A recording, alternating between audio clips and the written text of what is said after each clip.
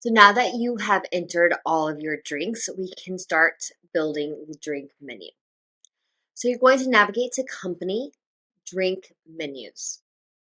You'll have some examples like the bespoke example and package example. You can just tweak these example menus or you can start from scratch. So I'll kind of show you both ways. So package menu implies that you are defining inclusions. So it's a package. So you're saying one reception drink, half bottle of wine, one toast drink, etc.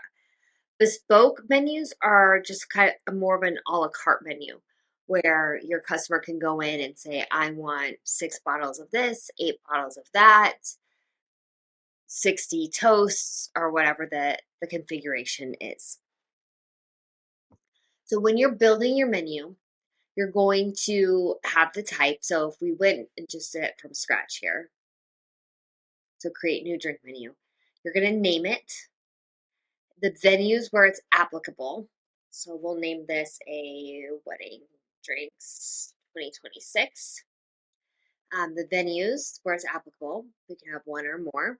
The type, so you're choosing the bespoke or package. I'm going to choose package. Just remember, bespoke means no inclusions. It's an a la carte menu.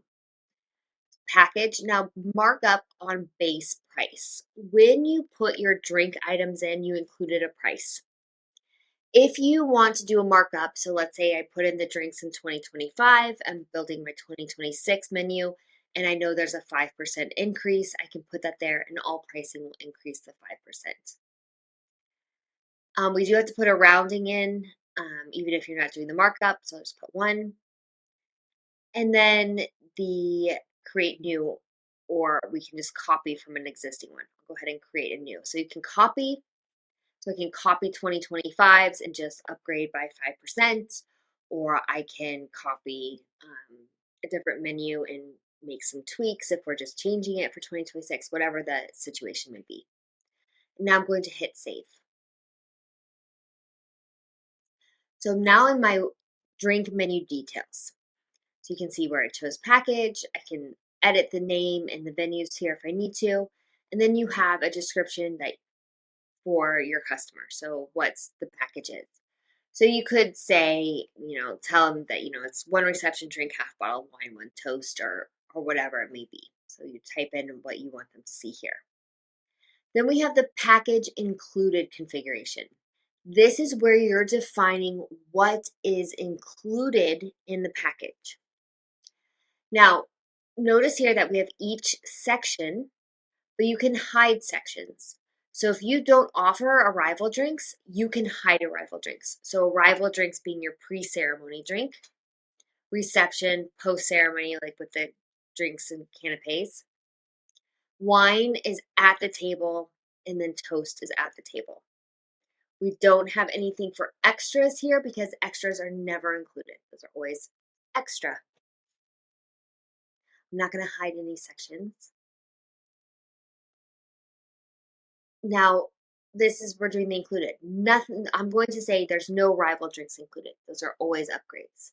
For the rival for adult, so alcoholic, child, non-alcoholic. Reception, I'm going to say there's one reception drink per adult, one reception drink per child. Bottles of wine. I'm going to say 0.5. So that's a half bottle of wine. So if you typically go by a glass, so if you have a package that's a glass of wine per person, you need to know what your pour is. And if it's a quarter of a bottle, a fifth of a bottle, and do the math. So you can even say, if you know it's 125 milliliter pour, the bottle is 750, you can do the math as to what percentage of that bottle is one glass. We do work in bottles for wine. We also work in bottles for the toast drink. The reason being is you want the couple to purchase the entirety of the bottle because it may not be good they may not be using a whole bottle, so you want to purchase in bottles so you don't have any waste. For the toast, I'm going to go 0.16, but sometimes at my venue, I typically have over 150 guests. So I'm actually, instead of just putting 1.6, I'm going to go 1.66667, and it just makes sure that the math is correct when we get to be closer to 200 guests. Soft drinks per child, 1. And then the upgrade, maximum included price or the minimum included price. So if you have, let's say, 3 bottles of wine, you have one for 20, one for 24, and one for 30. The 20 and 24 are included. The 30 is an upgrade. When they upgrade to the 30, do you want that upgrade to be based off the maximum included price? So the 24, so they upgrade from 24 to 30, so £6 upgrade. Or the minimum included price, which in this example is 20, so 20 to 30, so a £10 upgrade. I typically see maximum the most, but you can control if you want that upgrade based off the minimum included or your maximum included. Okay, sections. You can hide any of the sections. So if you don't want to offer arrival drinks, or you legally can't offer arrival drinks because there is rules and regulations involved, you can hide those sections here for this drink menu. Now you can also configure how many types they can have for each section. So for arrival drinks, you only want them allowed pit 2. Like you don't want to have a selection of 8 drinks for 60 people for arrival drinks. Or maybe it's only one, all kids have the same drink. So you're controlling how many they can choose to make sure that they are not, choosing 10 different bottles of wine for 40 people and just helping you limit how many choices they're making. You can leave these blank if they can choose all of the reception drinks or whatnot. Okay, then we have bar configuration. This is for your evening bar. If you don't want to do an hourly evening bar, you can just leave all these on 0 and that hides this option. The customer, when they go to their bar section, if you have it active on their event, they tell you what they want to do for their bar. So for a wedding, it would be the evening bar. And they'll say if it's, guest pay, if they are putting a certain amount behind the bar, so maybe they're covering the first 1,500 pounds. But you can also provide options for two different kinds of bars. So maybe bar 1 would be a unlimited beer and wine for 4 hours. Okay, so if we did, let's say we have a 65 pounds per person, bar 1, wine and beer for 4 hours. Okay, and then we have another option for 85 pounds, which would be wine, beer, and house cocktails for 5 hours. So you can just define what the options are, and then kids on either one are 10 pounds. You can do restrictions saying no shots, no champagne, or something like that, or no upgrades. Maybe it's just well liquor and house wine and house beer. So you can have that restriction text if you need it. But you can define this, and then when this menu is assigned to an event, they will not only have these package options up here, but for the evening bar, they can choose bar 1 or bar 2, or they can choose guest pay, or they're going to put 1,500 behind it and the rest goes to cash pay or whatever. So you have that option and hit save. And then we have the drinks.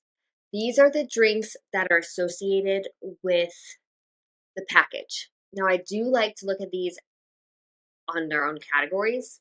It's just a little clearer for me. So we look at reception drinks. We have all of these items for reception drinks. So you can leave it as is. You can remove any by hitting delete. And then you want to make sure you're defining the correct things that are included. So if your berry bubbles are included, you can go in here and click on it. The price is 3. Change the price if you need to. Say if the drink is included or not. Hit save. Once you have the drink is included, you'll see the upgrade charges apply. You can see what that looks like. We have the one yes for the berry bubbles, and then everything else is an upgrade. except for the ones that are equal or lower price. Obviously, there's not an upgrade and there's no money back for downgrading.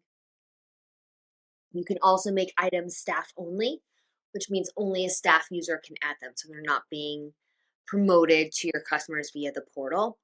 This is a great use for bespoke items or for seasonal items. So maybe you want to offer hot mulled wine for winter weddings, but you don't want a Christmas obsessed July bride to pick that. So you can have that as staff only. If you need to add any drinks and you've added them to your drink section and they're not pulling through here, you go actions, add drinks, and then any drinks that you want, and all of them are already in the package, but you'd go to the type and then anything not in the package already, you click and it would add it in. You hit add and it would apply that.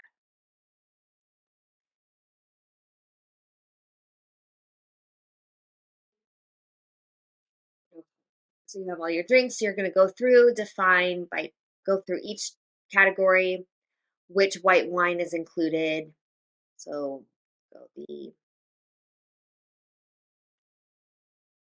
bottles. So we can say this bottle is included and just going through. So you're going to go through, make sure everything looks right with what's included, what's staff only, the pricing is right, that your upgrades look right. If you need to make any tweaks in the drink's name, how the measure is written or whatnot, you'll just go to the drinks here and make any of those changes. Let me hit save first. You can go back and you can say, okay, I need to change the Botani. We're now offering we now have the 2022. So we just update that and that will update throughout. Or I forgot to capitalize, whatever, you can tweak it in there and then go back to your drink menu and that will pull any of those changes then will pull through. So if we go to white wine, Botani, it's now upgraded or capitalized, and then once the customer sees it on the menu, the description will be updated to reflect the correct year. So you now have that all done, and that is it for creating the drink menu. Now, if you're creating or drink menu package, I should say. So if you're doing a bespoke menu, it's the same thing except for you're not saying what's included. You are still hiding sections if you want to. You are still able to put limits on each category for how many choices they can make. And this is preventing them from choosing 10 different white wines or 6 different reception drinks if you don't want to support that. You have the option of bar configurations or turning it off. And then you'll have your a la carte list. Notice included is non-applicable because we don't have inclusions, but this will just be the price. So if they ordered 10 bottled beers, it'll be 10 times 3. If they ordered 6 bottles of white wine one, it'll be 6 times 16.57. So that's how that works. And you still have the option of making things staff only.